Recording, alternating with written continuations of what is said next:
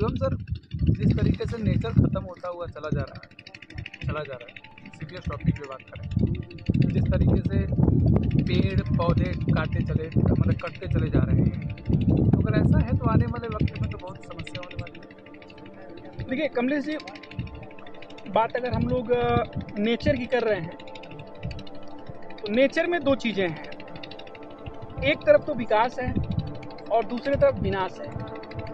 अच्छा, अगर पेड़ कट रहे हैं तो विकास है, क्योंकि रोड चौड़े हो रहे हैं, सड़कें बन रही हैं, प्लाईवुड तमाम चीज़ें, लकड़ियों का संसाधन बन रहा है, तो हमारे शौक पे, एक तरह से पसंद पे, ये सब डिपेंड कर रहा है।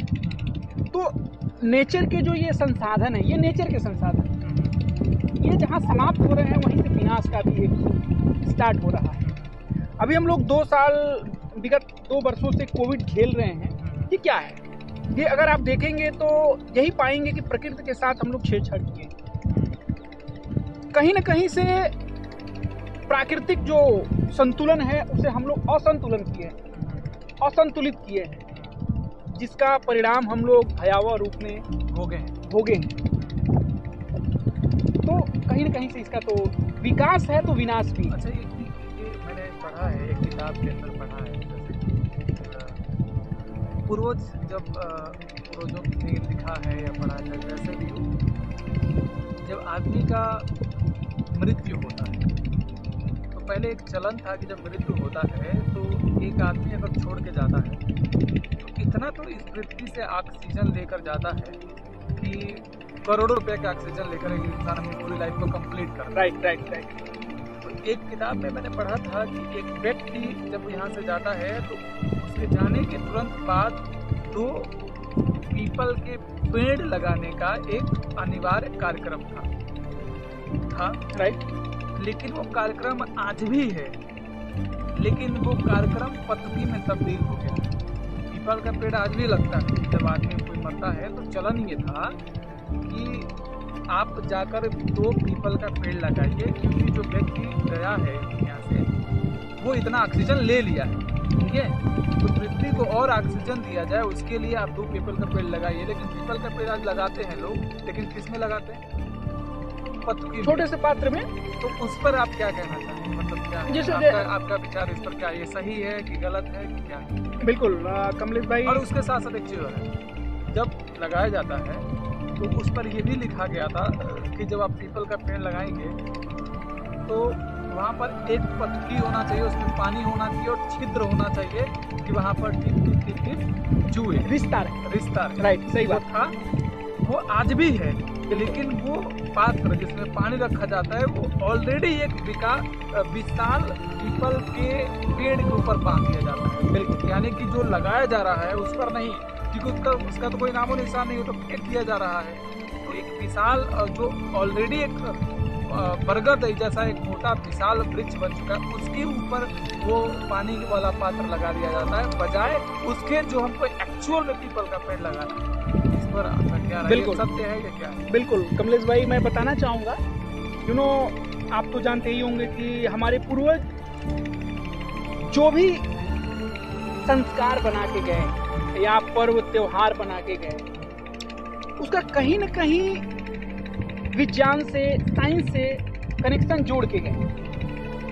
अभी आप जैसे बता रहे हैं कि आदमी इस लोक को छोड़ता है, अपने इस भौतिक शरीर को छोड़ता है, तो उसके परिवार वालों के द्वारा एक संस्कार कराया जाता है कि पीपल का वृक्ष लगाया जाता है। वो पहले था, वो हमारे दादाजी तक सीमित रह गया, हमारे दादाजी तक तो ये चला प्रचलन। अब हम लोग जैसे पिताजी हुए, या अब क्या हो गया ना, शॉर्ट टाइम का भी एक हो गया, समय अभाव हो गया, मॉडर्नाइज हो गया, ये जो युग है मॉडर्न हो गया। हम लोग हर एक कर्म को, हर एक त्योहार को महज एक इवेंट की तरह कर रहे हैं, मतलब बस किसी तरह समाप्त कर दो। और पीपल का ही वृक्ष अनिवार्य इसलिए किया गया क्योंकि आपको पता है, आप जानते हैं कि पीपल का ही एक वृक्ष ऐसा है कि जो 24 घंटा ऑक्सीजन प्रदान करता है। तो पहला कारण ये हो गया। दूसरा कारण जो आपने कहा कि एक पात्र लगाया जाता है जिसमें छिद्र होता है, पानी रिसता है, तो इसीलिए होता है कि उसके नीचे जो पीपल लगाया जाता है पानी रिसे और उसको हमेशा पानी मिले, जिससे कि उसका जड़ फैल सके और वो उड़कर पकड़ सके, जमीन में पकड़ सके और जिंदा रह सके। तीसरा कारण कि जो व्यक्ति यह लोग छोड़ के गया उसको तो ये पता नहीं था कि हम कब जाएंगे, आज जाएंगे, कल जाएंगे, परसों जाएंगे। तो मनुष्य का यह स्वभाव ही है कि आदमी टालता रहता है, कल करेंगे, अगले दिन करेंगे, अगले दिन करेंगे। तो ऐसे करते करते अचानक ऐसा दिन आता है कि वो खुद ही यह लोग छोड़ के चला जाता है। तो इसलिए उसके परिवार वालों के ऊपर यह संस्कार बांध दिया गया कि आप लगाएंगे उनके नाम पे 2 पीपल का वृक्ष, क्योंकि उन्होंने इतना ऑक्सीजन तो लिया ही होगा जितना कि मतलब 2 पीपल ऑक्सीजन छोड़ सकता है। अगर नहीं भी लिया होगा तो एक एडवांस में लगा दे, दूसरे लोगों का भी भला होगा, है। तो देखिए, हमारा तो यही कहना होगा कि जहाँ तक मैं जानता हूँ और जहाँ तक मेरी आकलन है कि कमलेश जी, ये सब हमारे पूर्वज ऋषि मुनियों का एक वरदान था, एक संस्कार था, एक विधा था, जिसे पकड़ के हमारे दादा दादी जहाँ तक चले वहाँ तक प्रकृति भी ठीक था, संतुलन भी था, हम लोग भी ठीक ठाक थे। जहाँ से उस संस्कार को, उस व्यवहार को हम लोग त्यागे, वहीं से हम लोग परेशान होने लगे, अलग अलग रोगों से ग्रसित होने लगे। और उसी का नतीजा रहा कि कभी प्लेग आया, कभी मलेरिया आया, कभी हैजा आया, कभी डेंगू आया, और इस समय हम लोग कोविड के चपेट पे चल रहे हैं, है कि नहीं? तो ये तो सत्य बात है। अच्छा लग रहा है, आप प्रश्न कर रहे हैं तो अच्छा लग रहा है। कुछ और प्रश्न करें खाते खाते। ये आस्था का प्रश्न यही है भैया, आपका क्वेश्चन भी आस्था वाला ही निकल रहा है, तात्विक क्वेश्चन निकल रहा है, क्या बात है। इसलिए निकल रहा है क्योंकि मैं चीज़ों को पढ़ते रहता हूँ, और मेरे एक भैया है, वो कहते हैं कि ये सब चीज़ें ज़्यादा पढ़ोगे तो पागल हो जाओगे। यही तो हमारी वो है ना, भूल है। कोई नहीं, लेकिन एक चीज़ और मैं जानता हूँ और समझता हूँ कि पृथ्वी हम सबको बहुत कुछ देती है, बहुत कुछ देती है। फिलहाल आप हमें खरबूजा दें, आस्था दें। ये पृथ्वी हम सबको बहुत कुछ देती है, और उसके एवज में हम लोगों को भी इसको बहुत कुछ देना चाहिए। जैसे ये जो आस्था है, ये जो तरबूज है, पृथ्वी ने ही हमको दिया है, और इसको आज हम बड़े शौक से बैठकर और सुकून से पृथ्वी के गोद में खा रहे हैं। तो एक विनम्र निवेदन यही होगा, जितने भी लोग वीडियो देखेंगे, कि उस पीपल के पेड़ वाले प्रक्रिया को सही तरीके से इस्तेमाल किया जाए, जिससे हमारी पृथ्वी बच सके। एटलीस्ट जहाँ भी आप उसको उपयोग कर सकते हैं, जैसे भी कर सकते हैं। जानकारी नहीं थी कोई बात नहीं, आप जानकारी ले सकते थे, लेकिन अगर इस वीडियो के माध्यम से आपको जानकारी मिल गई तो इसका उपयोग जरूर करिए। अब इसमें एक बात जरूर ध्यान रखिएगा, कोई जरूरी नहीं है कि किसी का वहाँ का कोई व्यक्ति गुजर जाए तो ही लगाना है, ऐसा नहीं है, ऐसा नहीं है। ये हमारे स्वभाव में होना चाहिए कि जो लाभप्रद हैं, जो वस्तुएं, जो चीज़ें, जो पेड़ पौधे, वनस्पतियाँ लाभप्रद हैं, हमें भी लाभ दें, प्रकृति को भी लाभ दें, वातावरण में भी संतुलन बना के रखें, उन्हें बचाना, उन्हें लगाना, उन्हें इम्प्रूव करना, उन्हें और बढ़ाना हमारा, आपका, आप सभी व्यूअर्स का एक जिम्मेदारी है, नैतिक जिम्मेदारी है। जैसे हमारे शहर में, वडोदरा शहर में एक बहुत ही बेहतरीन व्यक्ति हैं जिनका नाम है विमलेश निगम। विमलेश निगम सर के बारे में क्या ही बताऊं मैं। वो गो ग्रीन सेवा अर्थ फाउंडेशन के नाम से एक संस्था चलाते हैं, और उस संस्था के माध्यम से पता नहीं कितने लाखों उन्होंने पेड़ पौधे का लोकार्पण किया है, लगाया है। विमलेश भाई जैसे व्यक्ति अगर हमारे समाज में आ जाएं, अगर हो जाएं, तो मान के चलिए कि संतुलन तो बन ही जाएगा।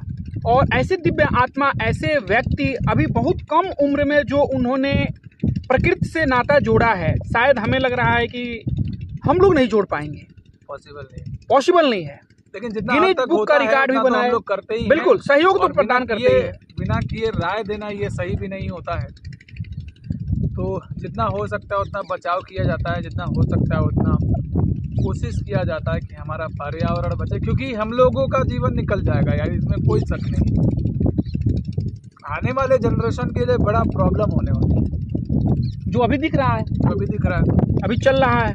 आप देखिए, आज बच्चा पैदा होता है, पौधा होते ही वेंटिलेटर पे चला जाता है। आपके घर में, आपके पड़ोसी में, आपके रिलेशन में कहीं भी ना कहीं ये प्रॉब्लम हो रही होगी। बच्चा पैदा हुआ, वेंटिलेटर पे गया, डॉक्टर से पूछा गया कि समस्या क्या हुई, तो डॉक्टर ने 2 कारण बताया। पहला कारण ये बताया कि गंदा पानी पी लिया, तो गंदा पानी कहाँ से है पहला। दूसरा, इसको सही ऑक्सीजन नहीं मिला। तो ये जेन्युइन कारण होता है यार, अपने आप को हम लोग बचा सकते हो। ये बात इसलिए निकल रही है क्योंकि इस वक्त हम लोग ऐसे जगह पे बैठे बड़े हुए हैं, सुकून के माहौल में है। हाँ, और ऐसी फीलिंग आ रही है तो हम बता रहे हैं आपको, और हो सकता है कि आपके लिए ये अच्छा हो जाए, हमारे लिए अच्छा हो जाए। आत्म जागरूक की बात। हाँ, किसी न किसी को देख के इंसान सीखता है, समझता है, तब एक्शन लेता है ना। राइट, तो ठीक इसी तरीके से आप करिए। बिल्कुल। मिलते हैं अगले वीडियो में आपको। बहुत बहुत शुक्रिया, बहुत बहुत मजा लेते रहिए आस्था का, और किरण को भी कभी कभी लीजिए, देखते रहिए। खाइए। वाह, हाँ, किरण है ये, नहीं आस्था है, आस्था है। Thank बाकी you। ये बच गया है और ये अभी समझ नहीं आ रहा है stop। कि क्या करूं, क्योंकि पेट बस एकदम बहुत फुल हो गया चुका ना, है। बहुत मीठा भी है ना, सबसे बड़ी चीज बहुत मीठा है। तो थैंक्स गाइज, आपने पूरा देखा। वीडियो अच्छा लगे तो लाइक शेयर एंड कमेंट्स जरूर करें। कमेंट्स के माध्यम से आप लोग ये जरूर बताएं कि हाँ कैसा लग रहा है हम लोग का video. Thank you very much.